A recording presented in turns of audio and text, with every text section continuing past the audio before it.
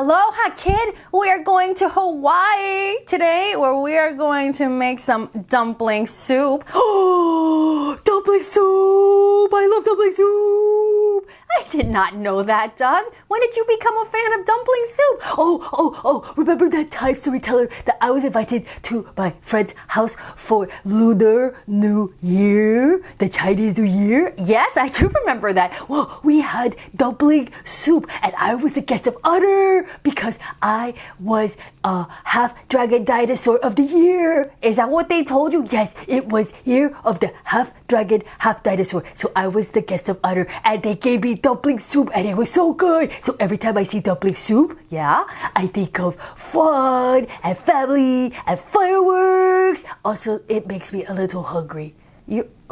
Okay. I see what you're saying. I want dumpling soup now. Can we read the book first and then we have the dumpling soup? Okay. I'm gonna get the menu. Okay. Oh, yes, because he knows I cannot make dumpling soup, so we're gonna have to order it. But first up on the menu, this book, Dumpling Soup, written by a lady named Jama. Is that not the coolest name ever? Jama! Baby Jama! I like that name. It sounds musical. Every year on New Year's Eve, my whole family goes to Grandma's house for dumpling soup. My aunties and uncles and cousins come from all over Oahu. Most of them are Korean, but some are Japanese, Chinese, Hawaiian, or Haole. That's Hawaiian for white people. Grandma calls our family chop suey, which means all mixed up in pidgin. I like it that way. So does Grandma. More spice, she says. This year, since I am 7, which is pretty big now, Grandma says I can make dumplings too. Everybody in my family loves to eat, so we have to make lots and lots of dumplings. Oh, I hear you, kid. We need to make massive amounts of food around here too. The night before New Year's Eve, Grandma, Auntie Elsie, Auntie Ruth, and Auntie Grace come to our house to work on the filling. My mother's bought great big piles of beef and pork and vegetables to fill the dumplings, and special dumpling wrappers from the Gum Chu Lao Noodle Factory in Honolulu. Oh, that sounds like the place to get your wrappings. And look at that beautiful table filled with, the fillings. So everybody brings her own cleaver. Oh, look at that. It's a BYOC event. And everybody brings their own cutting board. Okay, I see all the different cutting boards, all right. And they sit at the kitchen table, chopping and talking, late into the night. Too much gossip, says Grandma in Korean. Mince that cabbage, more bean sprouts. It's her recipe, so she's very picky, and I understand that. Well, what about me? I want to help. Tomorrow, Marissa, answers Grandma, you can help us wrap. So, for tonight, I watch Grandma mix everything in a big metal pan. More tofu, more onion, more salt, more soy sauce. My aunties keep working and I fall asleep listening to and scrape. And when my mom wakes me up later to go to bed, her hands smell like garlic. Oh, that is the best perfume of all. The next morning, I am the first one up, and I wake up my brother Hiram, and then together we tiptoe to my mother and father's room. Get up, it's New Year's Eve, get up, we have to go to Grandma's to wrap the mandu. Oh no, kid. Oh, it's too early, it's New Year's. Hey, don't you know New Year's is a late night event and we should sleep in the morning first? Not yet, my mother says with her eyes still closed. Please wait till the sun comes up, says Dad. But we're too excited to sleep. Today, everyone will be at Grandma's. We'll see cousins we haven't seen all year. We're going to stay up all night. Well, I don't know how late you're going to be able to be up because you got up way too early. Hiram is going to help my uncles with the fireworks. But best of all, I will learn to wrap dumplings for dumpling soup. This is a big deal. When we finally get to Grandma's, other aunts who live near Wahiwa have already started wrapping. You see, I'm going to struggle with some of the Hawaiian names, but I'm going to fight to get these pronunciations right. Because it looks like Wahiawa, but I looked it up, and the pronunciation is Wahiwa. And, they're already at Wahiwa wrapping. All of Auntie Faye's dumplings are rectangles. She lines them up like soldiers. Auntie Ruth pinches her dumplings along the edges to make them look fancy. Yes, like some pie techniques. And Auntie Grace puts more filling in the middle than anyone else. I like fat ones, she says. Me too. I'm with you on that. Fat fillings. Okay, Marissa, these are for you. Grandma places a small stack of wrappers in front of me, and my mom pushes her bowl of finger-dipping water closer. Oh, okay. So I guess when you're wrapping them, you have to put your fingers in the water to keep the dough from sticking to your fingers. I'm learning here with you because I've never made dumplings either. I mean, maybe you have. Maybe you are a dumpling expert and I just don't know it. I want to make good dumplings. I want to show my aunties. I try to copy them, but sometimes I put too much filling in the middle. I would do that. Sometimes I don't put enough water along the edges. I would do that. My dumplings look a little funny. So would mine. They're not perfect like the ones my aunts have made. What if no one wants to eat them? I feel Grandma's hand on my shoulder and look up. Chaku haibora, Marisa. Well, I don't understand all of Grandma's Korean, but I can tell by her face what she's saying. Don't worry. Keep trying. I hope I said it right, Grandma. I've never spoken Korean before. Soon, there are trays and trays of beautifully wrapped dumplings all over the kitchen. They look like hundreds of baby bottoms wrapped in diapers and powdered on the outside. But mine, they look a little sad, kind of lumpy. But Mom tosses all of them into Grandma's biggest pot full of boiling water. Okay, we're going in. We're officially part of the soup. Now, when the dumplings are cooked, they float up to the top, wrinkled and shiny. Grandma calls my father over for the official taste test. No one knows spices like he does. And here's a cool fact. Remember how I told you that Jama wrote this story? This guy right here, that character is based on her dad. That's the super cool thing. If you become an author or an illustrator of books, you can put the people you love into the stories. That's a benefit. Now, no one knows spices like Dad does. He bites into one of the cool dumplings, chews slowly, and wrinkles his forehead. What? Asked the mom. Too maiwo? Too spicy hot? Singuwa? Not enough salt? Or ja? Too salty? He gobbles up the rest of the dumpling, smiling and nodding. Oh no! One more to make sure. I watched the pot carefully for my dumplings, and there they are! She spotted them. But they are floating up, some of them without their wrappers, and some of them look like they lost their filling. Her face says it all. They are not looking awesome. So Grandma scoops those up into a colander to cool. We'll eat your mandu later, she says. But I worry that they are bad mandu. Oh, no can do bad mandu. And that no one will want to eat them. Is Grandma putting them away so they won't spoil the soup? Is it bad luck to eat ugly dumplings on New Year's Eve? Or do you feed ugly dumplings to ugly ducklings? I don't know. There's a lot of questions ahead. Before I can ask her, more relatives knock on the door. Now they're coming from far, far away, from places that I'm going to have trouble pronouncing, like places like Kaneohe and Kahala and Waialai. Oh, I gotta get my Hawaiian down better. Now, Wahiwa, which means place of noise in Hawaiian, becomes a place of big noise. Oh, look at that. Everybody's got some experimenting going on. There's some different ones. They're shaped differently. You know, he's got a bowl of chips there. I hold the screen door open for all the aunties carrying heaping plates of food. Watch out, coming through. They're bringing out homemade sushi and jun, I think that's how you pronounce that, and sashimi. I know that. Auntie Mori arrives last with a special treat. Japanese mochi. Oh, or is it mochi? I'm pretty sure it's mochi. That's how I always hear it pronounced. She says mochi means to stay in your stomach for a long time.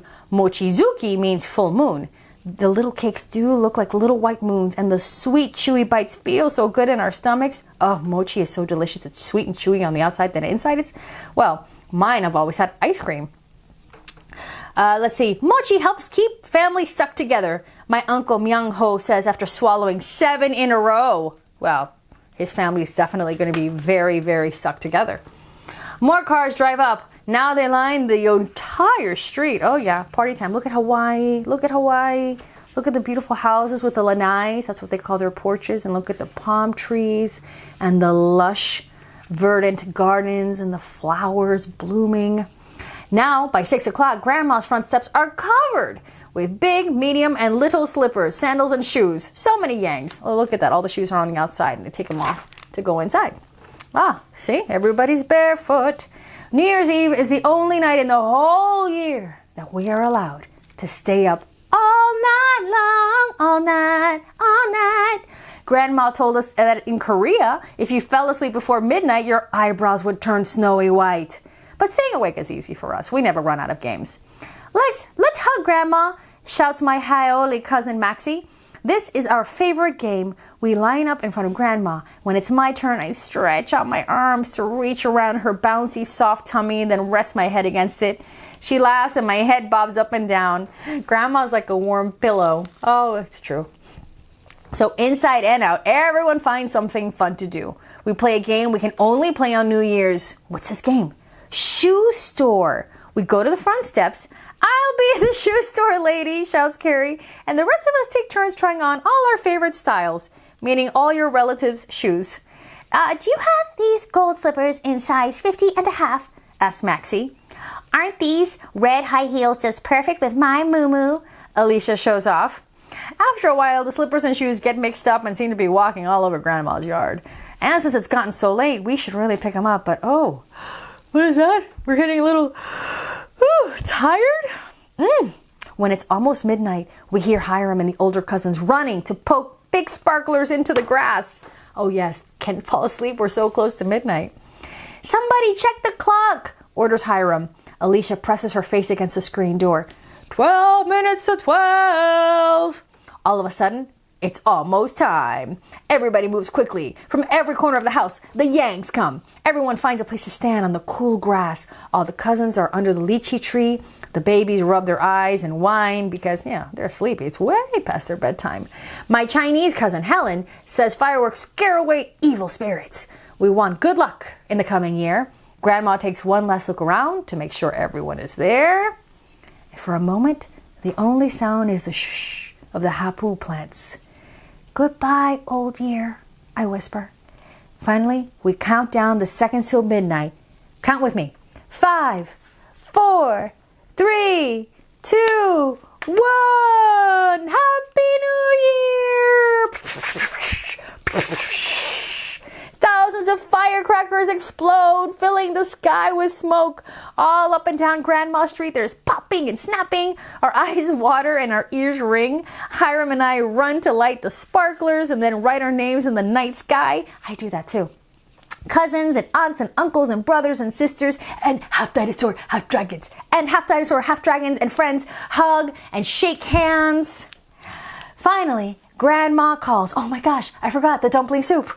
I got so excited about the party. Papali mo goop sida.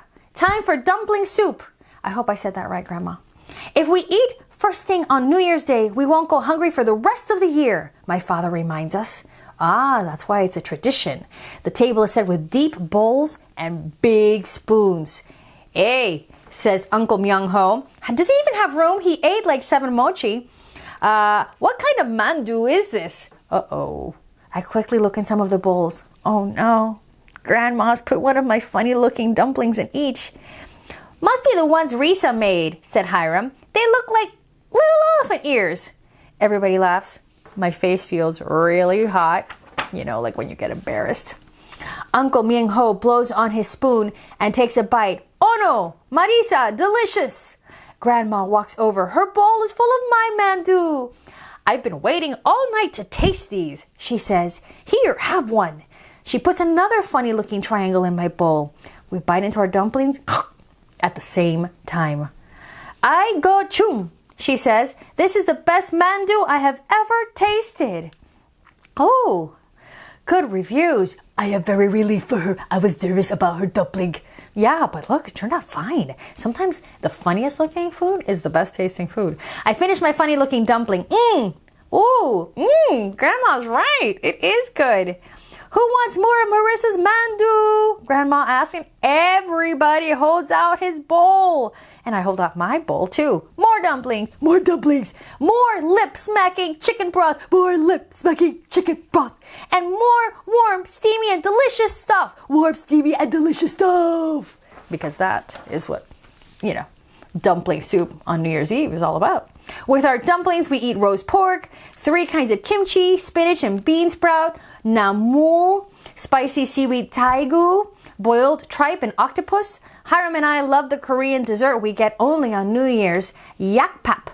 He pulls off a chunk of the brown, sticky rice mixed with honey, dates, and pine nuts. Oh, that sounds really good. And hands it to me. I lick every bite off of my fingers. Don't touch the furniture afterwards. Your elephant ears sure tasted better than they looked, he says to me. And I think about how everyone liked the dumpling soup, even my funny dumplings. My funny dumpling time. Maybe it was because we ate them at Grandma's, all of us, together. It does taste better when you share it with family. It does. Next year, I tell everyone, I will make even better dumplings. I can hardly wait. Hello, brand new year. And look, it ends on a family portrait. Oh, are they wearing new clothes for the new year? Yes, how did you know about that? They told me about it. So the next day for the new year, I wore brand new clothes. And it was super fun. And you know, it worked. What worked? The dumpling soup. I was not hungry for the whole year. Except right now. I'm kind of hungry now. Okay, let's go order some dumpling soup. Yay! And see you next time, kid. And instead of saying goodbye, I'll just say aloha.